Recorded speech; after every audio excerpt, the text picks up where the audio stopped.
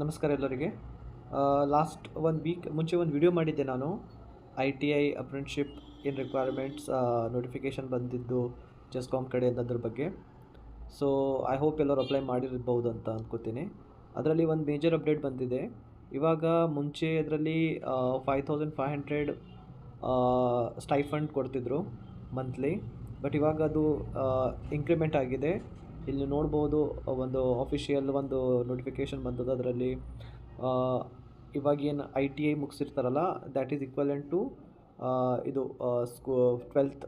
Okay, so 12th ಮುಂಚೆ 12th pass out ಅವರಿಗೆ 7000 ಇತ್ತು.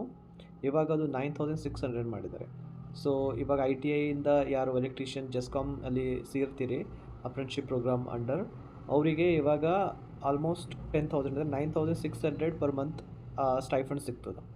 ಓಕೆ, ಸೊ ಇದೊಂದು ದೊಡ್ಡ ಅಪ್ಡೇಟ್ ಇತ್ತು. ಸೊ ಯಾರ್ಯಾರು ಎಲೆಕ್ಟ್ರಿಷಿಯನ್ ಮುಗಿಸಿರಿ this year or previous year, ಅವ್ರು ಇದಕ್ಕೆ ಅಪ್ಲೈ ಮಾಡ್ಬೋದು.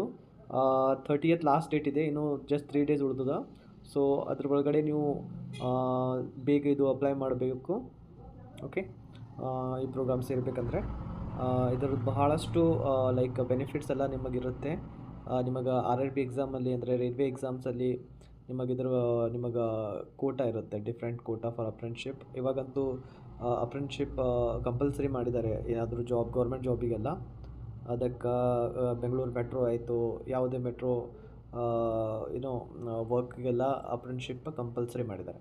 ಸೊ ಅದಕ್ಕೆ ನಿಮಗೆ ಇದು ಒಂದು ಒಳ್ಳೆಯ ಒಂದು ಅಪರ್ಚುನಿಟಿ ಇರೋದು. ಸೊ ಎಲ್ಲರೂ ಬೇಗ ಇದಕ್ಕೆ ಅಪ್ಲೈ ಮಾಡಿರಿ.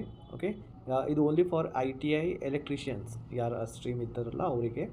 ಸೊ ಇದೊಂದು ಅಪ್ಡೇಟ್ ಇತ್ತು, ಅದಕ್ಕೆ ನಿಮಗೆಲ್ಲರಿಗೆ ನಾನು ಶೇರ್ ಮಾಡಿದೆ. ಹೋಪ್ ಇದು ನಿಮಗೆಲ್ಲ ಹೆಲ್ಪ್ ಆಗುತ್ತೆ. Thank you.